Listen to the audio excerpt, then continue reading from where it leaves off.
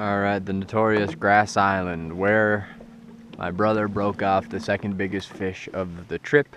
He hooked into something that could have been a muskie. It was either a 5-pound bass or a muskie, because it just took the line and was like, think.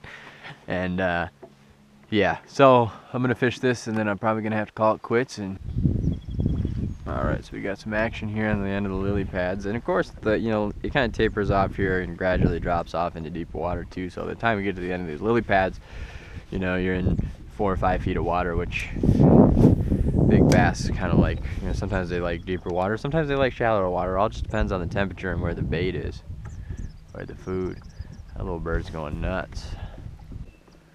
And we kind of, we fish. I follow the shorelines. My boat is always, 10, 20, 30 feet away from the shore, depending on where and what I'm fishing. But when when you do catch a fish too, you usually want to just kind of point the motor out to open water, so you don't actually end up accidentally running into your spot and blowing the fish out of there. Because I have a feeling there's probably 3 or 4 more fish. Oh crap! At the end of that weed island. I lost the first one. And when the wind's blowing this way slightly, I can kind of set up. Now if I turn my boat slowly, it'll gradually kind of drift around the corner here and come parallel with the weed line, and I'll stay where I want to stay, and then I can turn my motor back on and just kind of keep motoring right along. And when I get to a point right here, now the wind is blowing me down along the shore. This is called the drift point. So it's kind of like the line of wind running parallel with where you're fishing on the shoreline or the weed line or wherever you may be fishing, open water. But it allows you to freely drift kind of in a line parallel with where you're fishing, and you don't need to run the motor. And it's kind of nice. It saves you either gas or battery juice, depending on whatever you're using. Some people pull their boat along. They have a big tower in the back. They'll stand up there and they'll do there's a fish, nice one. Oh man, I tend to do that more in the ocean, flats, salt flats, stuff like that, and they're actively looking for fish in 2 or 3 feet of water, so they need to elevate themselves about 4 feet above the motor, and then they'll use a big long 20-foot pole to push themselves along.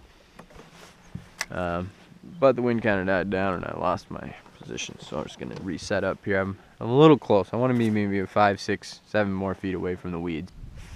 In a lot of places, honestly, I'm fishing largemouth and I've found success and I've caught big fish, has been next to weeds. And find weed lines. If you're new to fishing and you want to go out to your local lake or fish off a pier, or take a boat out, rent a boat, just if you're fishing largemouth in the Midwest, that's what I know at this point in my life. I could go out on almost any lake anywhere in the upper Midwest fishing for largemouth and catch them.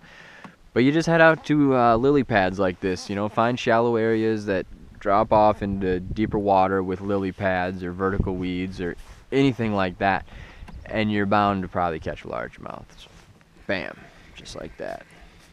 No, never mind. That's what we call seaweed. Thor, it's your favorite. Just kidding, that was a mean joke, wasn't it? You don't eat seaweed. What respectable dog would it? Oh man, bam, that was nice. He probably would have taken a frog. I saw that happen. Thank you. Speaking of frogs, let's just give it a... Okay, well, I'm gonna finish the worm. I'm gonna finish fishing around this island with a worm, because there's nice water right here where I caught that fish. And then I'm going to come back through here real quick, maybe 15-20 minutes, and throw a rubber frog across those lily pads, because that was an aggressive take on my worm. I mean, he came up when it hit the water, grabbed it, turned around and swam away, and I saw the boil from his tail, or the swirl in the water, where he turned fast to go back to cover. Alright, so I'm going to hang up the worm rod for the year. I'll leave this rod up at the cabin, so I come up here, I know I have a nice fishing rod with great fishing line on it. I'll get it respooled next year. Have my tackle box ready to go. I want to use my dad's stuff, which he appreciates. But let's give the rubber frog one last go here across these lily pads and see if we can pop a big one. Here goes nothing.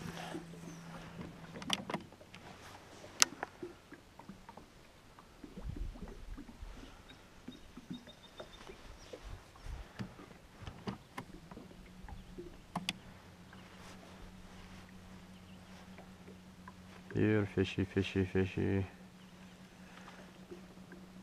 Oh, missed one.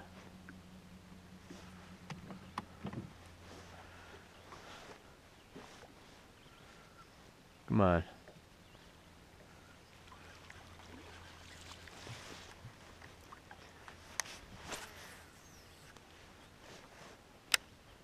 Try to keep the line up above the lily pads, that way you have a better chance of setting the hook.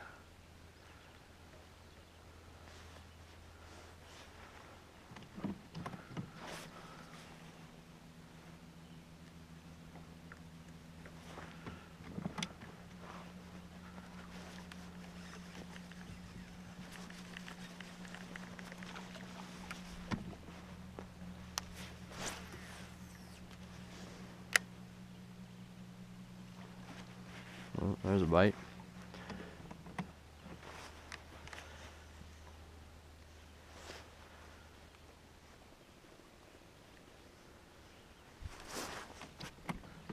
Water temperature is actually going up right now. That's actually good for fishing. It's gone up a degree.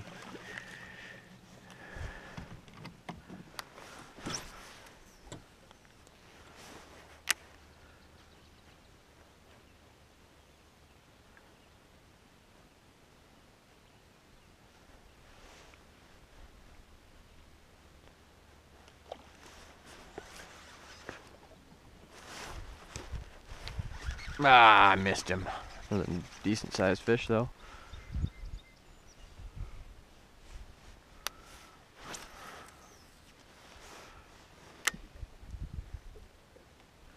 There's another one. I'm not really as concerned with catching the small ones as I am catching the big ones. So if a small one takes it and I get it out of his mouth, I might not like cast back to him like I would a big one.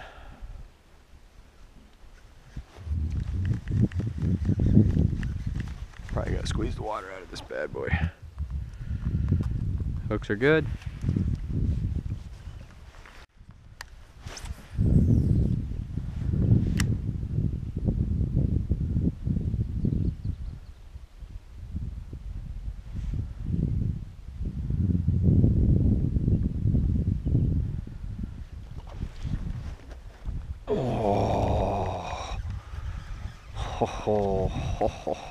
Oh.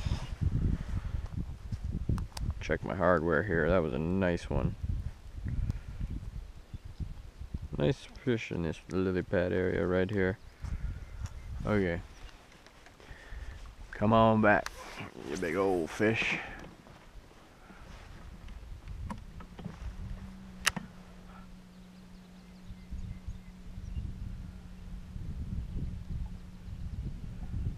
And I'm working it slow. Well, there's a fish that just tried to suck it under. He's a little bit smaller, so not gonna let him have it.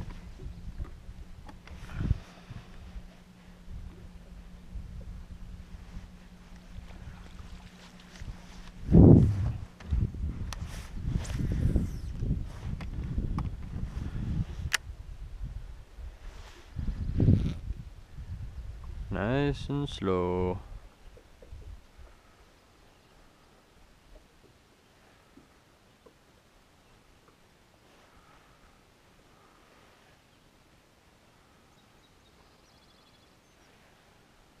I like to move it, move it. I like to move it, move it. Come on, fish.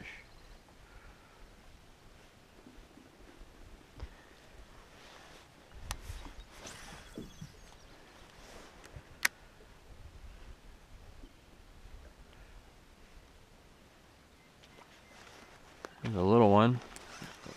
Pretty sure I hooked him.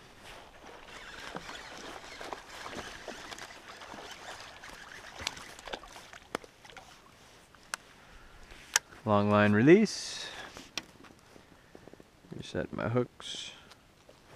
Man, tell you what, my hands are beat up from fishing for a month.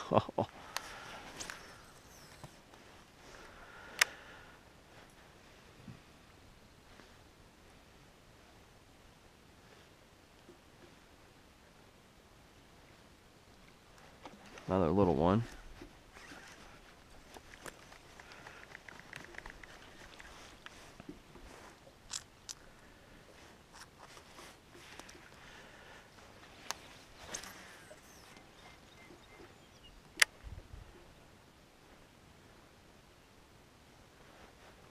Come on, little fish, get out of here.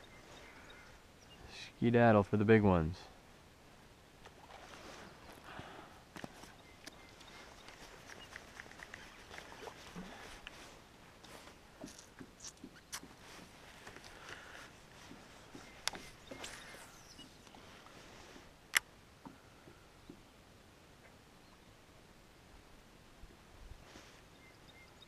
Don't be shy now.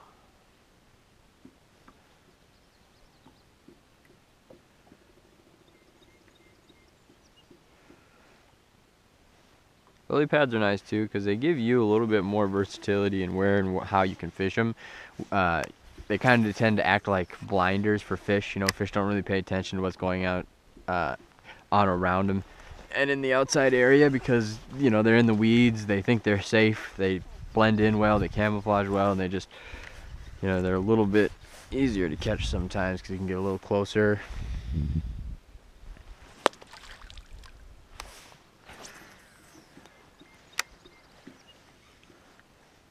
Sometimes you cast out into open water on the other side of the weeds like this, and then you quick retrieve it into the weeds like a frog in open water, panicking to get to cover. Sometimes that'll kind of get the bigger ones to pay more attention to it. Thought you were gonna jump out in the lily pads again like you did last time? Schmuck. That's...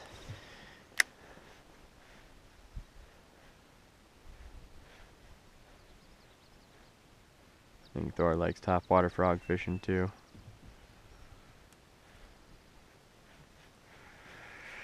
Well, I'm floating through the lily pads. That's not really good for business. A couple more casts here and I'm gonna wrap it up.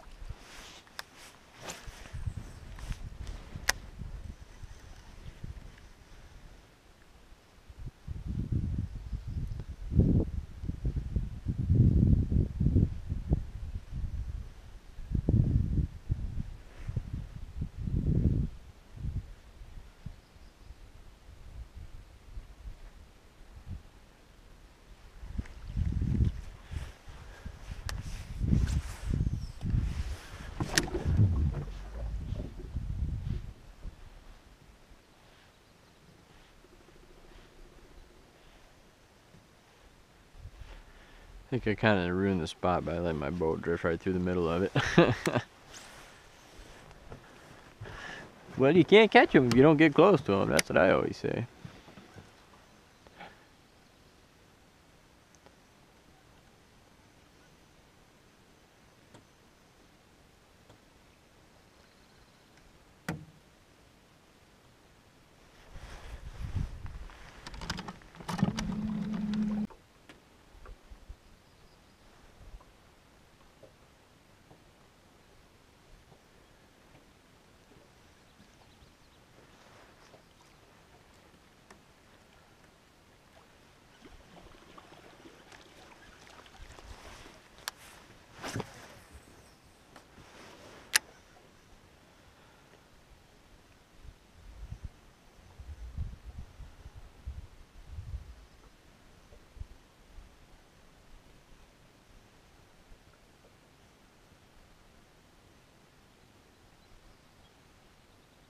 Fish just made a move on it.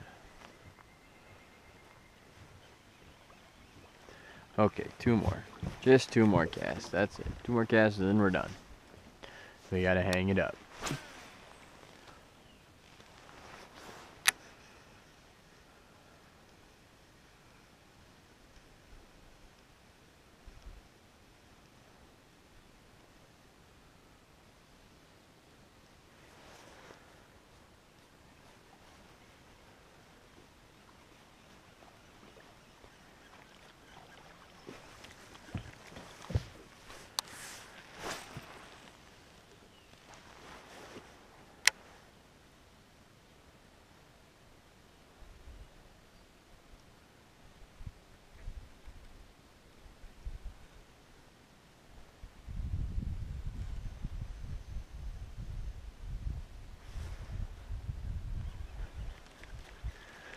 Alright, just 2 more casts.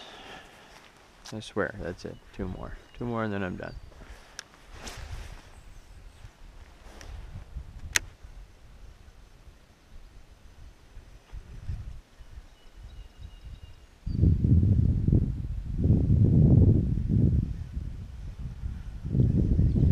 Alright, last cast. Come on, fish.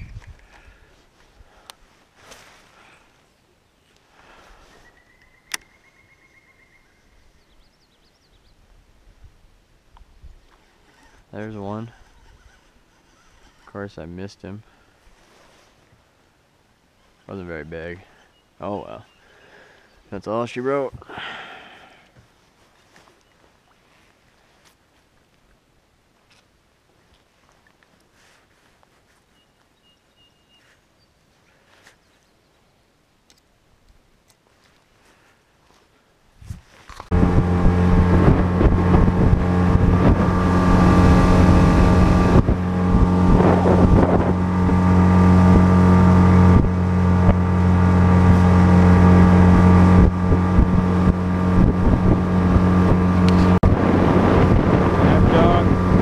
Happy dog. You wanna go home? You ready to go home?